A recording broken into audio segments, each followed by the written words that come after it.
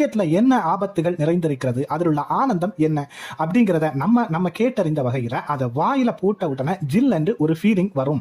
வாய் மற்றும் மூக்கிலிருந்து வெளிவரும் புகை கொஞ்சம் ஆனந்தமாக இருக்கும். இப்படிப்பட்ட ஆனந்தத்தை அனுபவிக்கதான் சிறுவர்கள் முதல் பெரிய அந்த இளைஞர்கள் வரை அனைவரும் இந்த ஸ்மோக் பிஸ்கெட்டை விரும்பி சாப்பிடுகின்றனர்.